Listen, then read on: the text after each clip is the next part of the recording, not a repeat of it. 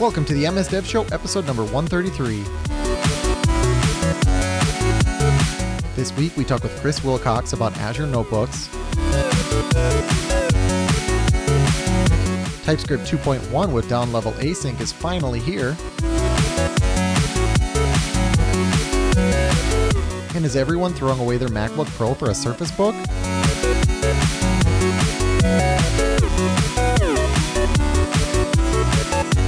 This episode of the MS Dev Show is brought to you by Expose, the market leader of .NET and Java APIs for file business formats.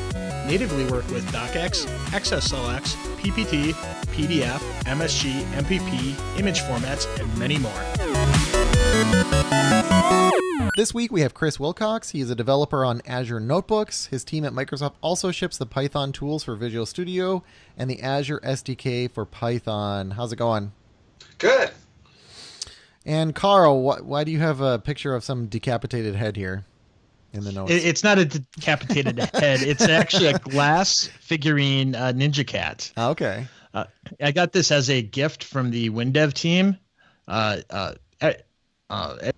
Many of you know that I'm a Microsoft MVP for Windows development. Mm-hmm. And when we went out there, they had a little event where they were hoping to give us all these figurines there, but they didn't. So they mailed them out, and I just got mine, and it's really cool. And I know a lot of people like all things Ninja Cat, so I thought I'd give it a little show on the camera because It's pretty cool. So if you're watching the video, you can see that. Otherwise, go and look at actually, I guess you'll put it in the show notes. So if I'll put it in the show notes. Really wants to see the decapitated cat head, they can do that. It's not that bad, Jason. Oh, Carl's so mad at me now. Okay, so what do we have for the Expose comment of the week? This is actually a pretty good one from Phil Lalonde. We got it on our website. He commented back on the episode that we had about Azure Relay. He said, I really enjoyed the episode. I'm personally using queues, topics, and event hubs. I like all of them. When choosing between service bus queues and topics, what are the drawbacks of any of using a topic with a single subscription instead of a queue? This essentially provides queue-like behavior and opens up possibility to add new components that we would want further down the road. One drawback is if you really wanted to enforce queue-like behavior, then going with a queue from the start will be safer. Other than that, are there any performance characteristics that differ between service bus queues and topics? And John actually got back to him and actually pointed out a blog post that answered it. So if you really want to catch the rest of the conversation, head out to the show notes for that episode and check it out. A lot of the times, if you do have a question about something that happens on a show, putting a question out on our show notes actually is a good spot to get a hold of whoever we talked to that week. Yep. Like I emailed John and said, hey, there's a comment out there. And then he was nice enough to come back and answer it. So that was a really good question because, yeah, in general, like the only difference between a queue and a topic is like essentially how many receivers you can have. So of course that question comes up. Why do both of those things exist? And I'm guessing the performance is probably, next to zero, but John, I think is probably a little bit more pedantic. So, So if you want to get mentioned on the show like Phil, send us an email to feedback@msdevshow.com or comment on Facebook, YouTube, or Stitcher. We really like those 5-star iTunes reviews. Yeah, we have a lot of them out there now, so thank you guys so much for doing that for us. And we're going to start looking at the reviews from other countries because we found that it only shows the ones in the U.S., and I actually have a trick now, I think, to see to pull all the comments from those other from the iTunes from other countries. So we're going to get on that. Okay, so what do we got in the news here? Dutch police to start using Microsoft HoloLens and headset. This is very futuristic. Yeah, this is really cool because a lot of people think that the HoloLens is interesting, but they don't really see a lot of practical uses of it. Right. So this was an article showing how the Dutch police, they've been in early prototypes. So they haven't fully built this out yet, but this is some scenarios that they're looking to solve. So one is when they're actually investigating a crime scene, to be able to use HoloLens to be able to tag the area virtually with all sorts of different notes and stuff and files so that they can actually walk around the site and see what other officers have left as clues for them, which is actually kind of a cool way to interact with the crime scene. Yeah. And then another thing that they brushed on as well is being able to optimize routes when they're heading towards emergencies. If you're wearing a HoloLens, it could give you a more advanced GPS capabilities. That's kind of interesting. I like the crime scene idea because I'm just kind of curious if they do this now, if they have some kind of 3D mapping of a crime scene. I mean, it's obviously way more sophisticated than like a chalk outline, but imagine being able to go back and actually look at the 3D model of the crime scene and not just a whole bunch of photos. They also mentioned being able to replay those crime scenes with the notes for jury. So that is that is something that they're looking forward long term. Yeah, that's really, really cool. Okay, and then sort of shifting gears here, TypeScript 2.1 is announced, and I'm obviously pretty excited about this. I haven't done any TypeScript stuff in, I don't know, I guess a couple months at this point. So I got to get back into it. But finally, the async functions have arrived. For real? Yeah, for real this time. And targeting ES3 and ES5 without using any other tools. Which actually, that should work. You know what? I should have checked. I think that should work in a browser now. Because originally, like their first implementation of it, I think only worked in Node, and it must have been because of I think it was because of the ECMAScript targeting. They couldn't target the older versions of ECMAScript and put in the new functionality, but that feature has arrived. What else do they have in here? They have some stuff in here for doing like they call it object rest and spread, but there's a couple of cool things in here, like making a shallow copy of an object.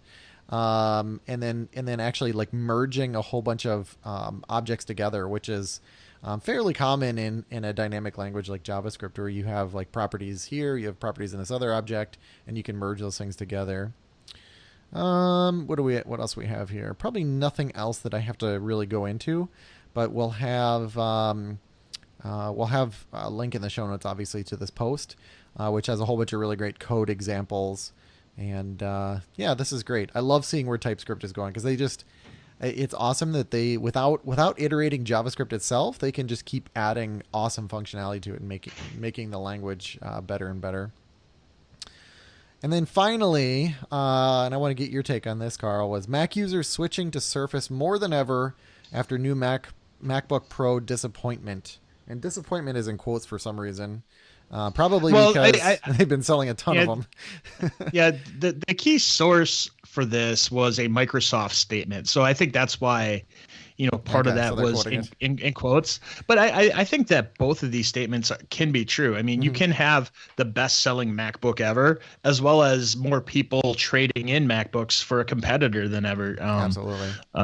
Especially as each one of those segments grows. So obviously, the old Macs have been around long enough where there's going to be a good chunk of people itching to upgrade. That happens with a lot of those. I know a lot of people itching to upgrade to the next version of Surface even. So when those new products come out, you're going to see that big jump. At the same time, when you don't get the thing that you want, and I think there were a lot of people not getting what they wanted with this new MacBook, you're going to see people eyeing up the competition. Yeah, I'm one of them. I mean, I really want to love this new MacBook. I mean, I love that it's thinner and lighter. I'm hearing about battery issues now. I'm not a fan of the keyboard. The touch bar, I don't know how I could potentially use that to make myself more productive. So to me, it is a disappointment. The only thing I would like out of it is that faster CPU. But man, the prices also went up, so I'm just disappointed. And to be clear, I know I'm a Microsoft employee, but I'm also, I guess, a hardware junkie first, right? And we're actually, I'm recording this on a Mac Pro that I bought a while back, and so I appreciate nice hardware, but I am really disappointed in what they've done. Now on the Surface Book front, man, people are. Any kind of comments on this particular article are pretty mean. They're really mean to this device. Like, you'll get the people that have actually touched it and they're like, wow, this is a beautiful device. I really like it. But you can tell, like, people that, have never even looked at this thing. They just make these snarky comments like, oh, well, they sold one and now they sold a second, or they sold two this year. So, sales are way up. And it's like, oh, come on, guys. Like, it's a little bit ridiculous, especially considering I thought that there was some kind of, I thought, wasn't there, I don't know if it was speculation or if Microsoft made some kind of statement because, I don't work in that group, but I thought, Surface had sold like $1 billion worth of devices in 1 year. Didn't you hear something like that? Yeah, I think it may have been a quarter. Yeah, in a quarter. Yeah, I don't know. Either way, Yeah. like we're talking billion type numbers, and then people are joking that they've sold 10 of these things, which is absurd. I can't believe. This Yeah, article is on 9to5mac.com, so you have little to biased. take that part with. Well, it's and a we're li- talking about Macs on a Microsoft show, so whatever. Take everything we say with a grain of salt. But I will say, whenever I'm traveling, there's a couple observations whenever I'm traveling. One is that like every business traveler I see, like God, I would wager that it's got to be way above 90% has an iPhone, and as far as laptops, it's usually Windows. And I'm actually starting to, I started probably about a year ago, started seeing some Surface devices, and now I'm starting to see a lot of Surface Books. I think they're really, I think people are really starting to use them. And I actually overheard a conversation just, I think it was like 2 weeks ago, where a guy was talking about his Surface Book to somebody else, and I was, of course, listening in. He's like, "Oh, I really like this machine," and this is just some random non-Microsoft person. So yeah, I mean, I could see people being perturbed by what Apple is doing, and basically removing all the ports with now they have just USB-C. I'd like to see one USB-C port on the Surface Book, but the Surface Book has a lot of great ports on it, including that SD card reader and display port and a couple of USB ports, and I think they're doing all the right things. I really like the hardware on my Surface Book. I wouldn't mind if they actually would fuse the tablet with the keyboard though, and just make it one device. I would actually be perfectly fine with that. It's pretty rare that I pop those things apart. So Chris, you've been pretty quiet. Any comments? Yeah, I mean, it's actually funny. I had a talk this weekend about the new MacBook, and the big complaint still from a dev is the missing escape key is the biggest mistake of all time. So I have a bunch of friends who work in a Mac shop and do Ruby work, and they were complaining about it. The reason I was with them was at a Christmas party, and it was nothing but complaints about, I don't know why I want a touch bar. I have a phone for that, but I really am going to miss this escape key. And among Windows devs, it's maybe a little less a case, but if you're a Vim user, the escape key is like getting hit 2 or 3 times a minute, and now there's no key, and we'll see if it actually affects anything in terms of their numbers, but it's definitely being talked about, and that's a little unusual, right? Yeah. So do the developers that you're talking about, do they have any interest in coming over to Surface Book? I mean, what do they think? So that's actually kind of interesting. So the people I know, they work at a small startup, and they've started using Surface Books, particularly their PM team and their designers, as well as some of their devs. It's hard for them. Ruby is not exactly the most Windows-friendly language. It's very popular in the Linux and Mac space, and pretty much everyone is using sort of a tool chain over there. But I am seeing people wanting that hardware. The price point's still pretty hard for them, which is funny to me because they buy MacBooks, which are roughly the same price point. But yeah, no, I'm definitely starting to see more people using it. Yeah. Mac is getting, they're still getting plenty of buy-in from what I've seen to in universities and at sort of the open source conferences I attend.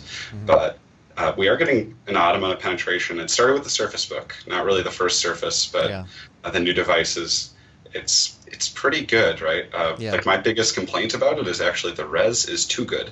It is so high res that it has a hard time with like remote desktop and that sort of stuff because it can fit so much on the screen I can hardly read it. So maybe that's my personal eyesight, but I want less pixels. Yeah, it's kind of like whenever you see high definition now, like it's ruined you for standard definition too. Right. Yeah. So that's the problem that I have is switching back and forth. I have a 4K monitor here, but then I go to like a non-high DPI display, and I'm just like, oh, it burns. Anyway, okay. So that's probably all we need to say about that. So let's talk about Azure Notebooks, which was just a surprise because I was on Hacker News actually, and all of a sudden I see this thing about Azure Jupyter Notebooks, and I'm like, what the heck is this? And I'm like reading, I'm like, okay, I still don't get what it is. And then I had to go look at what Jupyter Notebooks was, because I hadn't seen that before. But then I started looking into it. I'm like, okay, this is really, really cool. So I guess first of all, let's talk about your team, and then we'll talk about the actual service that you guys are working on. But you had mentioned before the show that your team does more than just Azure Notebooks. So what does your team do? Sure. Yeah. So just to tie in quick too, the Hacker News article you found is a surprise to us too. Last week, at the beginning of the week, out of nowhere, our PM starts messaging me. It's super early in the morning, and like, we're on Hacker News, and people are asking all sorts of questions. Could anyone get over there and answer any of them? And we're like, yeah, sure. Like usually when things hit Hacker News, I don't think it's a secret. Like most of the time, one of us is so excited, we're like, I'm going to go put this over there, and people love to hear about it. Yeah. And to have someone else put it up there, it's really great for us, right? It's really cool to see someone that's not one of the few of us working on the product get excited about it, but to have this organic excitement and all these questions come in. And your stuff didn't go down, which is great. No, it didn't. It was surprisingly healthy.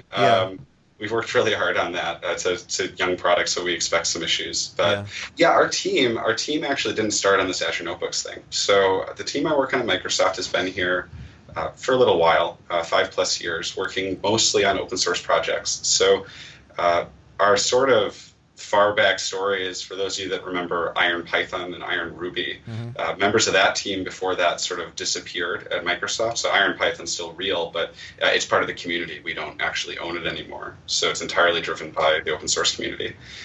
Members of that team ended up forming the team I'm in today. And we made things like Python tools for Visual Studio. So Python tools for Visual Studio is what allows you to code Python in Visual Studio. That sounds kind of like I'm echoing myself, but it gives you IntelliSense, it gives you debugging, mixed mode debugging, remote debugging between Linux and your desktop OS, and a lot of other really cool features. That's where we started, and from there we branched out and did a few other things, including Node tools for Visual Studio, which has since been owned by the Typescript team now. They were the better owners of that. We started it and sort of gave it legs, and now they're going to make it run. Our tools for Visual Studio, which we still own right now. We work a lot with data scientists, and so we realized R was being underserved by Visual Studio, and we could fix that. And then we also picked up Azure Notebooks. And so Azure Notebooks started as an idea within the Azure Data Science group, what's called the Data Group at Microsoft, that owns the Machine Learning Studio, which is studio.azureml.net, as well as things like SQL. And they started making this as a tool to use with the studio itself, so on studio.azureml.net, because they have this sort of drag and drop boxes and lines flow for machine learning. But people also wanted a tool that let them get access to programming languages. And so we started working on this as sort of a thing inside the studio.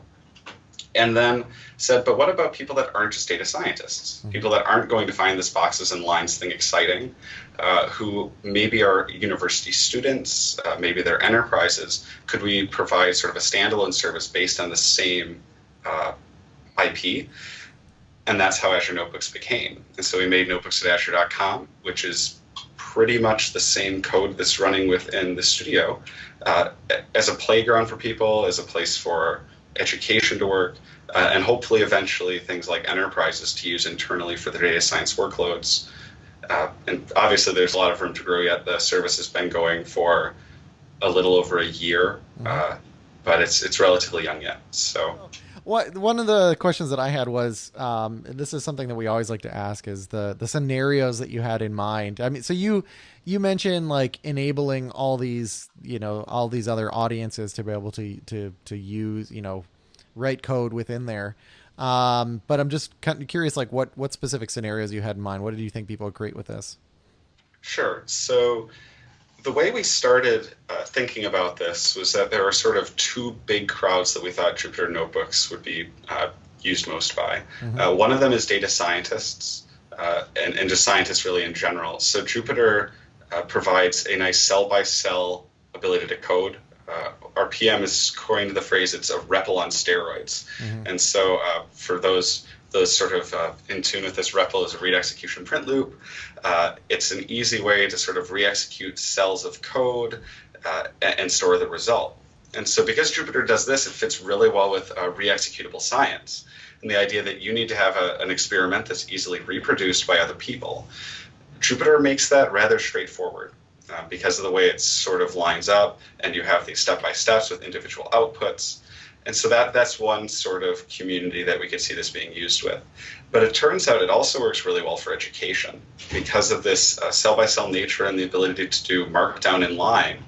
It's a good way to sort of do lecture material or share without an actual lecturer. So a lot of times people will have you'll have a blog about code, right? And in line they'll have their HTML, and then they'll have a blog of like a little blob of code, and then they'll have some more HTML and another blob of code. But you can't execute that code, you can't play with that code. You just have to trust that it works. And if it's like a lot of the blogs I've looked at, it's actually incomplete because there was some boilerplate they didn't really want to show you. And so if you just like read the blog sort of mindlessly, you'll never repeat what they did. And the nice thing about Jupyter is you can do what they meant to do, which is give someone instructions on how to do something where they can run that thing and actually get the result. And so it's a really powerful tool for that too. And so like those are the two biggest markets we're seeing, and we're seeing some uptake in them with a variety of different customers. But pretty much primarily right now is professional data science and sort of the educational crowd. Yeah, I'm kind of wondering if we should help people visualize this thing. So yeah. Because we're primarily audio only, but I mean, if you kind of picture what this thing looks like, it's a notebook where you are writing text, and then you are literally writing, code, like you'll write a code block, and it actually executes like right there on the page, right? I don't know if there's anything else you want to say about that. No, that's it, right?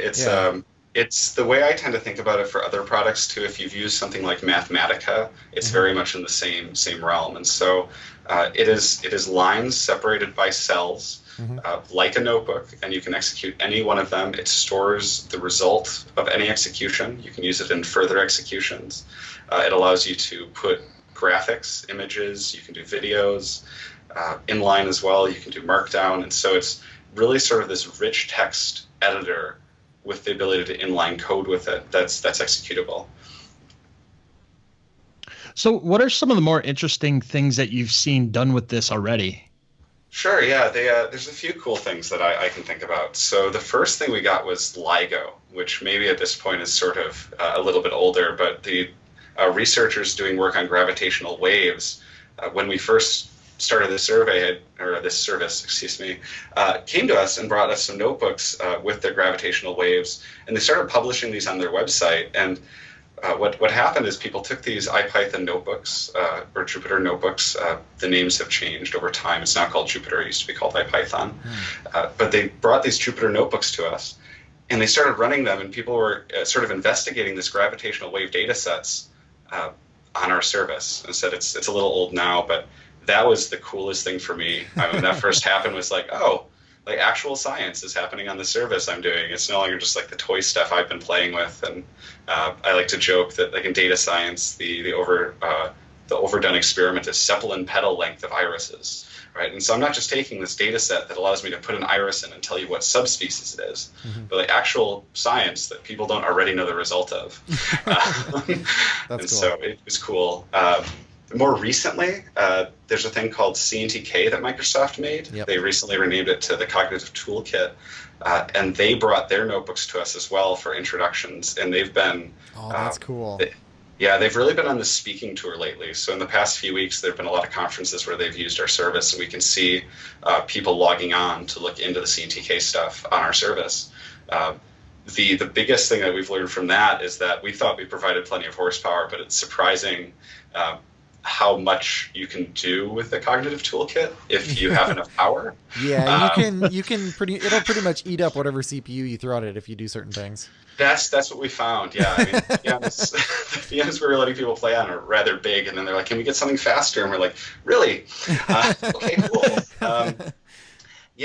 Except like at that point, that's where the money sort of hits things, right? So that's when I have to start talking to my boss and my boss's boss, and they're like, "So, where's the money for me to give compute to all these people?" Yeah. So those are the harder conversations. But yeah, no, it was really cool. Like the thing that came out of it was, can we get GPU accelerated machines? Is there a way to have like a checkbox saying I need GPU acceleration, which we've never really thought of being a thing that people would want. And so that's really the best thing about these workloads, right? Is that once you get these customers doing different things, they do things we never expected, and so we can learn a lot and sort of grow our service. And so we've had those two things. They've been very useful for sort of learning what it is our service is really going to need to do.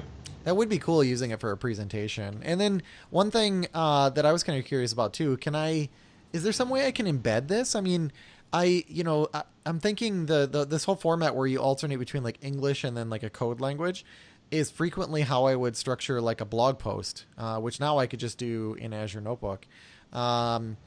Is there some way then I could like take that and put that in my blog, or do I just link them to that? Like, have you given any thought to that? Yeah, so I've done a few blogs. We have like a Python at Microsoft blog for our team that we started doing, and most of the things I end up doing are like weird little experiments I've run.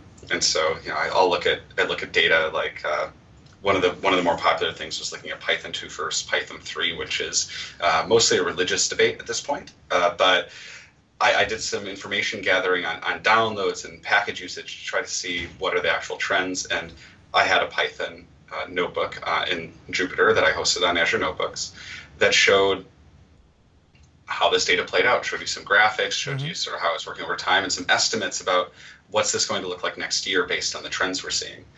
And what I did is Jupyter Notebooks can be exported as HTML, and so I exported it to HTML. I put that in our blog engine, which is WordPress based, and then I put a link at the top of the bottom that said, go start this notebook. And so I just made like a little button that sent you over to Azure Notebooks. To address your question, then, like how I've worked around it, because I'm like, that works, but it's like far from the one-click experience that I want to tell people to go do. Yeah. We have looked at runnable documentation. And Microsoft's doing some other really cool things with that right now. So like OneNote has a plugin, and I'm spacing right now on the name of it, but there's a third party that makes a runnable code execution engine that they plugged into their stuff. So you can now run code inside your OneNote notebooks, which is kind of cool. And we apologize for overloading the notebooks name at Microsoft, right? Because now we have OneNote notebooks and Jupyter notebooks. Yeah. But they did that, and that's there. But we're thinking pretty much exactly what you are, right? Like, how could I have my just to sort of talk about at Microsoft, right? blogs.msdn.com, we have all these people writing content all the time. Could we be the people to help provide them the box that lets them run code via C# or F# or Python? And the answer is yes, with infinite people and infinite resources. So we've talked about it. It's one of those things that we at this time haven't really put the calories into as a team, because we've been more concerned just making Azure Notebooks. Yeah. But it's definitely something we're interested in. We've had a lot of talks as devs about sort of how would we do that, but like I said, it just hasn't really gotten the spotlight yet. Yeah, I'd love to be able to embed that somehow. So I have a post, and then I just have a tag that points to the notebook, and then you kind of just fill in the contents for me. But of course, that would never be as easy as what I'm saying. Yeah, no, I mean, we have a lot of time spent with our PMs, and so that's kind of how it works. Our team is a little atypical at Microsoft that the devs report to the PM group, and so that sort of manifests itself in us defending ourselves against the onslaught of awesome, really cool work that we all wish we could do, and the trap that is, right? Like, as a dev, when someone presents you with 3 really cool problems, you have a hard time being like, but I don't have time. And so instead, you just do everything, and then wonder why you're never getting anything done. So you're always doing the next cool thing. And so, I said in an infinite world, we would love to do it. It's just we just haven't found the time. I wonder if I could probably just put it like in an IFrame or something. Yeah, you can do that. There's iFrame hosting, but iFrames are kind of the devil, and so I usually also don't recommend that. And there's some cool approaches. What is nice is Jupyter is an open source platform, and so their code's all in GitHub, and there are extensions already to sort of do neat things with it. None of them that embedded in your website, but things that allow you to do like slideshows, for instance, with it, or like I said, you can export it to HTML. So even something as simple as you write it in a Jupyter notebook, and just your blog post actually is the notebook just as HTML, and like you could actually plug into the HTML renderer to make it anytime they clicked a code cell, it actually launched an Azure notebook, for instance, if they wanted to try to edit something. Yeah, that'd be cool. Yeah, but Yeah, there's a lot of different routes to it. I said a lot of those to me feel like workarounds. Like what I really want is what you're talking about too. Is like I'm on this blog post and I ran this code and now I want to try to edit it quick and just rerun it again without ever leaving the blog. Exactly. It's like, well, that code is close to what I want, but I want to change some things. You do it. You actually run it on the site and they're like, okay, that's what I want, and then copy it out of there. I like that idea. Aspose offers a powerful set of file management APIs with which developers can create applications, which can create, open, edit, and save the majority of popular business file formats. Their product range supports a multitude of file formats, including Word documents, Excel spreadsheets, PowerPoint presentations, PDF documents, OneNote, Outlook, Project, Visio files, popular image formats, and many others. Aspose produces APIs for .NET, Java in the cloud, which can be utilized in almost any modern language available today. Visit www.aspose.com for a free 30-day no limitations trial. And if you get stuck, message the friendly support team for help. All technical support is offered free of charge. Remember, if you're a lucky winner, you will receive a free developer small business license for Aspose.words for .NET, a powerful toolkit to work with Word documents in your applications. And then I'm kind of curious, like where do these notebooks like exist, and where is the data stored, and can I download them? Like what's up with that? Yeah. So we have a storage system of our own. It's all stored. Probably no surprise here. It's all in Azure, but we take care of the storage. You can download them on any of the notebook libraries. Library being a collection of these notebooks. It's sort of a project or a workspace. They're all sort of communicating the same idea, but you can download the library, you can download a notebook, or you can just leave it with us and use it locally. It turns out it's much easier for you to get things out of our system than into our system. That's one of the feedbacks we've had. We were really concerned that if we didn't let people get their stuff out, they'd accuse us of making this walled garden and trying to close them in and not let them have sort of their open science. And we're like, okay, so we'll make sure. We made it really easy to download the notebooks and download everything as a zip. And then they're like, but how do I upload stuff? And we're like, yeah, we didn't make that as easy. We made it much easier to get stuff out of our system. Yeah, we were trying to be nice to the users, and now the users are asking for more. Yeah. So we're kind of happy about that, but at the same time, it was kind of a funny learning experience. And in the past few weeks, we've even improved that. So things like the Hacker News stories really help you get a lot of feedback quickly, and then we try to act on it quickly too if we can. But cool. Yeah. So how do I bring data into this? Can I even connect stuff like a database to it? Yeah. So there's a few different ways to bring data in. So people already have Azure Notebooks. Jupyter Notebooks, and they bring them to the Azure Notebooks platform. It's not that hard to get those on there. So all you have to do is, once you're on the Azure Notebooks site and you've made a library, there's an Add Notebooks button. And so that's pretty easy. The complicated thing is, how do you get data into it? And so if you have like a SQL database, pretty simple. Python and R both have a lot of SQL libraries to work with, and you're going to work with them very much in the way you would have locally. It's more complicated when you have like really big CSV files and that sort of thing, where you have this sort of private data hosted in some random place. And like to give an idea of feedback, it turns out Dropbox and OneDrive and pretty much all free file shares are not in the habit of making it easy for you to download your data without like looking at their site. So if you just wanted to like get a link to Dropbox, I know you've probably done this in your browser before. Yeah, so you're saying like a direct link to the actual file? Yeah, and like when you go to Dropbox, you probably never noticed this, right? But they give you a preview thing. A link. Yeah, but the link they give you is actually a preview. It's not to the file. Yeah, exactly. So we've had users be like, "Can you give me a script to get to Dropbox?" And I'm like, "Well, we can, but it's very clear they don't want us to." Yeah, that's interesting. And so we're like, "Well, you download it yourself and then upload it yourself." And so that's sort of the bringing the data in part that's hard, right? Is that it's easy if you're in Azure Storage. We have samples of how to get it from Azure Storage if you're in SQL, but it's harder for things like your 1 terabyte random CSV file with your proprietary, customer data, or even research sample. And so we've done some things to help with that, but that's probably, if I could say, if there's an area for improvement, that's it.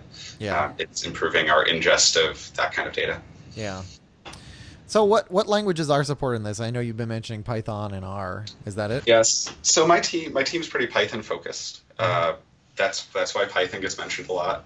We have sort of expanded our scope to R as well. And so the first two languages on Azure Notebooks were Python and R. And we recently, in the past month, added F#. So the F# team came to us, particularly Don Syme, who's a well-known person in the F# community at this point. He came to us and said, I'd really like to see our stuff on Azure Notebooks. They had a thing called tryfsharp.com, and they wanted to do something better, basically. They didn't want to keep maintaining it, and they thought our thing looked like sort of a nice opportunity. And so we sort of started working together with that on the side, and it turns out they are some of the best people I've ever worked with, and they have a really good community. So I've done very little with the F# community, but I've been extremely surprised. They helped us get this up and running in Azure Notebooks in about 2 weeks. They dedicated a bunch of their time to fixing things in what we call kernels. So a kernel is the thing in a Jupyter notebook that allows you to run a programming language. And so it's this interop layer between the programming language itself and its interpreter and Jupyter. And so they'd spent a bunch of time making that work, and making IntelliSense work really well in there. And we got it up and running, and it's went pretty well. So like last week, they posted about F# new features, and they called out our service so people would start using it, and that's been pretty great. But that's our first foray into non-Python and R languages. And the sort of back of the mind question then is, so what about VB? What about C#? Right? We're Microsoft. The Roslyn C# team sits about 10 doors behind me in my office here, and I've weirdly enough heard that question. Like, why isn't C# on here? You already have F#, so .NET obviously works, right? Yeah. And it's kind of a layered question. So the reason we haven't done C# yet is, firstly, we haven't had customers ask for it. And once customers start asking for things, that obviously sort of Can I get up. C# support? Now we have the counter started. Right? Yeah, and that's the thing, right? So like our team is also sort of known for getting all sorts of requests, right? And so then you have to start going, well, is that a request because they want a cornucopia of stuff, or is it because they actually want an apple, like, and they're going to use the apple? Yeah. And so in this case, C# is that apple, right? Of course, it'd be great to have one, but are you going to use it, or am I going to spend a bunch of time making this thing that really just sounds nice? And F# is very data-based, and so it was a really good fit alongside our other languages. So it's a really good starting point. And so that's one problem, right? Is that we need a strong case.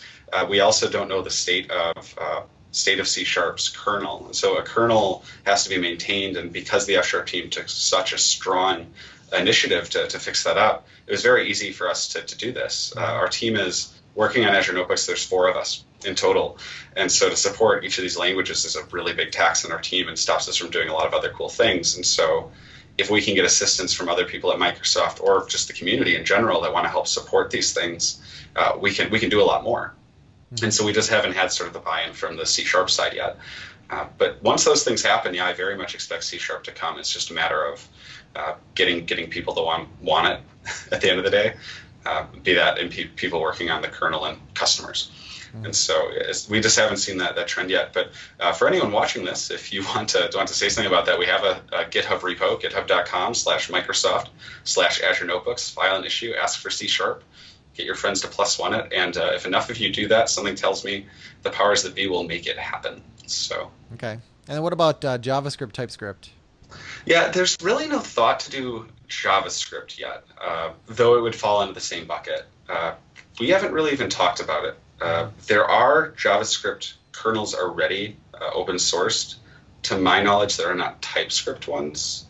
But again, we could also do that. That would be very much based on customer feedback. We're really, at the end of the day, our job is to make customers happy and give them the things they need. And so obviously, based on what customers ask for, we'll prioritize different languages. And some other ones come up, right? So another big one, Julia, OCaml has come up. Those are the big 2. Okay. For some reason, OCaml hit like a hot spot last week, where a few people, sometimes you get these +1 things, right, where someone asks for it, and then it's like, oh, me too. I'm kind of waiting for Rust. Like, when does that come along? And no one's asking for Haskell yet. I was going to say, and Go, and yeah. all these other things. How about Perl? No. So under the hood, what I'm kind of curious about too is how you actually create like an environment or a session. I don't know what you call it. How do you actually create that for each notebook? Because it's kind of interesting because like I open a notebook and like the results are there. If I change something down here, I can sort of re-execute that step. Like what kind of magic is going on there? Sure. There's a few layers. I'll start at the top and then we can go a little deeper. So the top level of magic is Jupyter itself runs these kernels. And a kernel, as said, interacts with, I'm going to call it an interpreter. That's not strictly true for all languages. Compiled languages, it gets a little odder, but things like Python and R run an interpreter, and F# also has an interactive interpreter. And so as you execute things, let's say A equals 2, which works in pretty much every language. If I look for A later, it will still equal 2. Yeah. And that is purely because the running state of that interpreter is being kept alive under the covers. And so that's all getting stored. It's getting executed against a kernel and then stored. That's why Jupyter works, and that's the magic there. The next level of magic is that you're running inside a container on some VMs that we own, and each of those VMs runs a Jupyter instance that you're logged into, and that's maintaining a different set of state. And we maintain the storage, as I said, but that's a little less interesting. From sort of the other side, looking from the architecture, is our service is made up of an ASP.NET website that you log into, and then it runs through a proxy that puts you onto these VMs, and these VMs allow you to run Jupyter. And it's all running Linux. It's actually not Windows once you're off the website. That was a choice not made because we're Microsoft pretty clearly, but because that's where customers were doing their work. So most of the data science packages people rely on are tested mostly on Linux. We know they work there, and so we didn't want to sort of shake the earth just for the sake of doing it. So we're running on Linux, and we're running with, for Python specifically, we're using a thing called Anaconda, which is a Python distribution that has a bunch of these libraries preloaded and made sure to work with each other. And with R, we're using sort of the open source R right now, what's called Crayon R. But eventually we plan to have Microsoft R, and then we also have F#, which is F#. It's not as confusing as these other things. But that's the architecture. Is at the end of the day, you should expect to be able to do whatever you could do on a Linux VM running Jupyter yourself on our service, with a few extra restrictions. We don't let you go to any public website, for instance, because of concerns for malicious users. So we maintain a list of known good sites, and we expand that as necessary to expand for more known good sites. Yeah. Go ahead, Colin. Yeah, as somebody who's not really into data science professionally, you know, I hear Python and R, and I immediately think of machine learning. You know, how does this work with something like Azure ML, since it does have, you can expose Azure ML through webhooks? So it works really well with Azure ML. So most of the stuff we do with Azure ML is in Python or R. My experience is, as I said, my leaning is towards Python. So through Python, there's an Azure ML SDK. Our team authored the first version of that, and there's since been other people also helping us take care of it. But in Python, you can use things called decorators on methods to just say, this is going to be an Azure ML function, please publish it, and include your API key and your workspace ID, and it will publish to Azure ML. If you wanted to use this in the best way for Azure ML, I would suggest going to studio.azureml.net.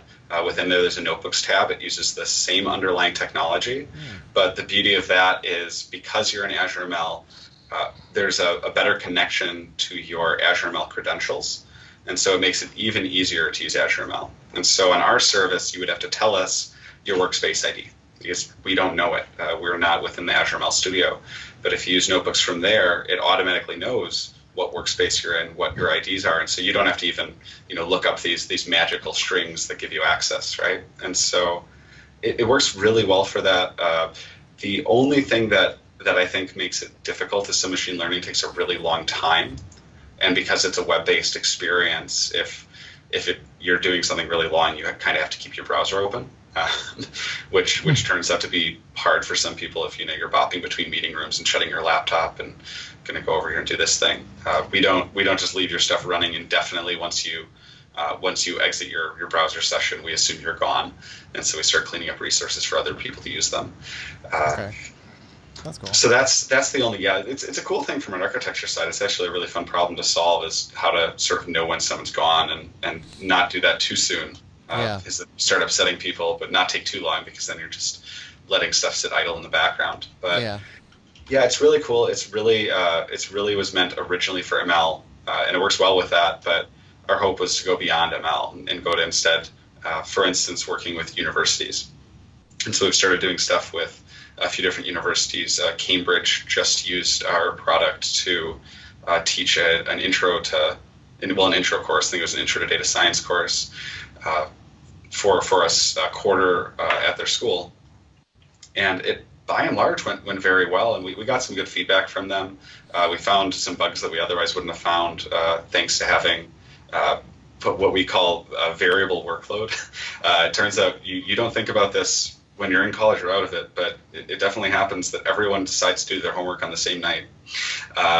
Judging by our data, it shows that the night before is very popular, and even for those kids at Cambridge. So we got some internet hugs from them, as I tend to call it, and we found some interesting problems. But yeah, that's what we're hoping to do, is sort of have this also for that, and for the people that aren't already very knowledgeable about Python or F# or R or how to program at all, right? And that we can make a service that would be approachable by them as well. Mm-hmm. Yeah, this seems great for education. I mean, if I was doing a presentation, being able to kind of step through and show some text, then run a snippet of code, show some text, that seems like there's really great alignment there. So I work a lot with other Azure services. So does this integrate with anything else, or how does that work? I mean, do I basically have to use whatever client libraries there are and just go that route? Are there any tighter integrations? Like, what does that whole story look like? So for the most part, you're going to rely on the SDKs, the client libraries within whatever language you're using. There is hope for us to sort of more directly couple some things and do that for you, but our approach so far has been mostly to be hands-off, right? And to give you an environment where you can use that language, not to sort of, lock you in, right? Features that are helping you get SQL stuff down only in our platform doesn't make it very easy for you to take that workload elsewhere if you want to, or run it locally. But yeah, there's a few things like that we've looked into doing. Particularly, so I bring up SQL, right? The idea of having maybe a SQL data bar that would help you write the connection string and maybe fill in the code for you. A lot of people, it's confusing. SQL connection strings and they're not too bad, but there are a few different settings, and it's not that hard to make a mistake. And then you're getting this odd error about how you can't connect, and just looking at this 1,000-character thing, hoping to figure out where you typoed. So we could improve that, but yeah, for the most part, the goal was to not make an environment that's bespoke and hard to get in and out of, but instead make an environment that allows you to come to things that are written in some programming language with some instructions, to execute them, to learn, and to re-execute. Yeah, the connection string thing actually brings up a good question. Is there a secret place where you can store those connection strings so that they're not in my public notebook? So today there's not. Okay. So that's one of the I guess the gotchas right now, and why I've said we're focusing also on education and not enterprise.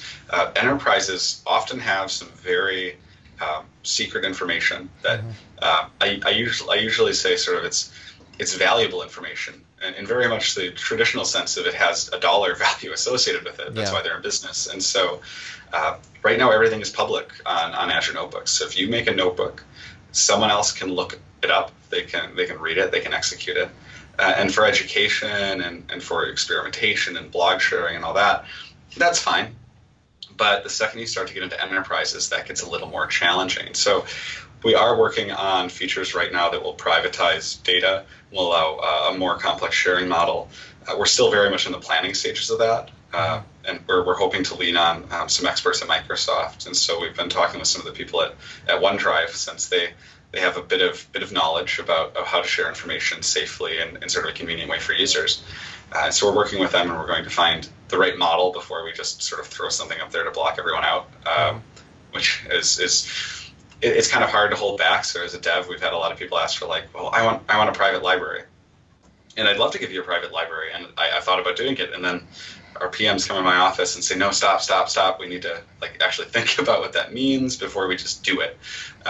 And so the hope is to not just get you a private library, but you a private library that makes sense. That for example, right, Carl could make a library and choose to share it just with Jason and not with me. Yeah. And that model is non-trivial. And so we're really working to make sure we make the right calls first and don't just make something and then pull the rug out for you again later when we found out we did the wrong thing. Okay. So you talked a lot about educational uses for this. Are there any thoughts about integrating with something like OneNote, which is a really great tool in the educational world? There's a lot of talks about that. Yeah, and we were talking with the OneNote team last month about how could we sort of integrate with them.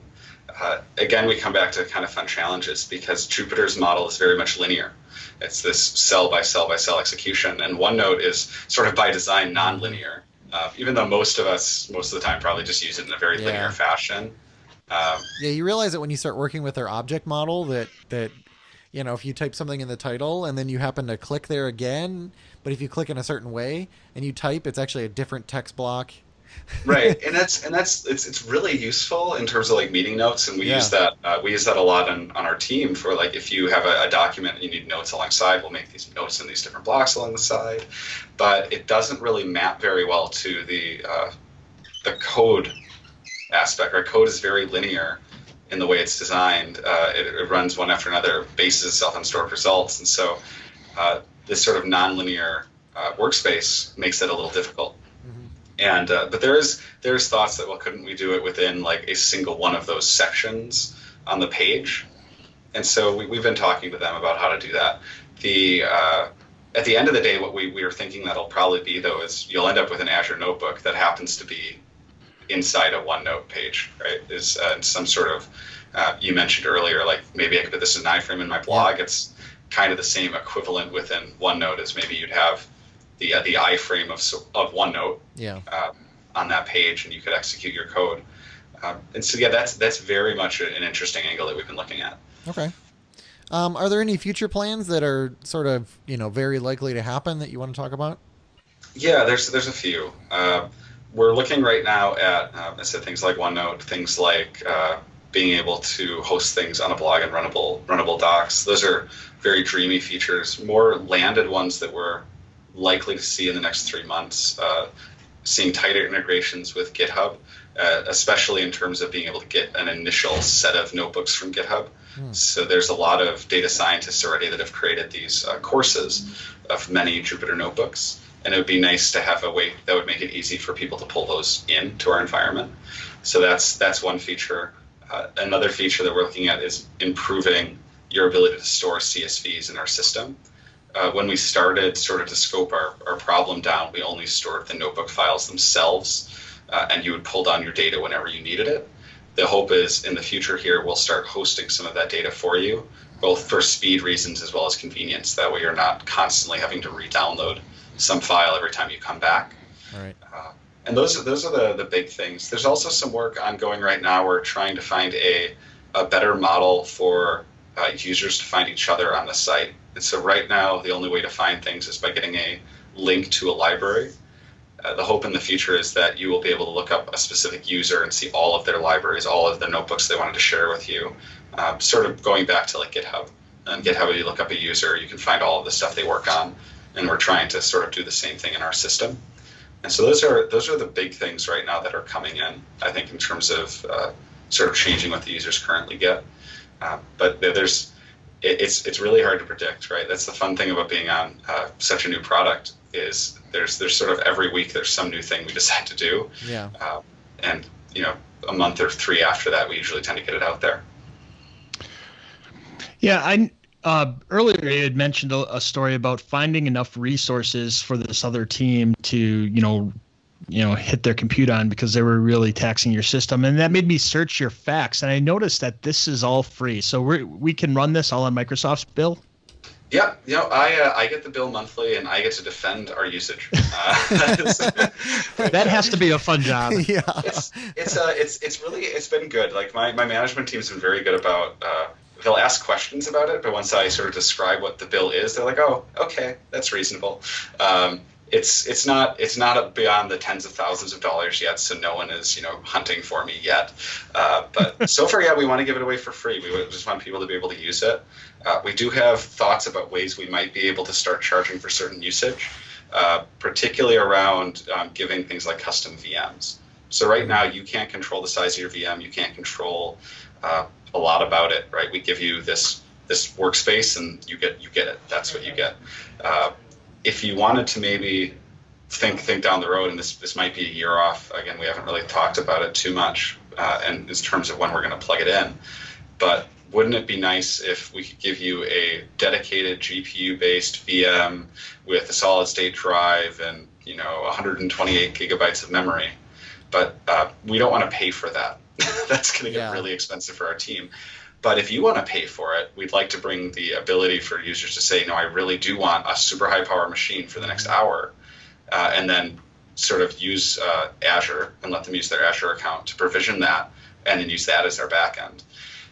And that there are asks for them. I kind of alluded to this earlier with the CNTK people when they came to us and started saying, we need GPU usage, and it wasn't just could you give it to us, but it really was like, but really we'll pay for it.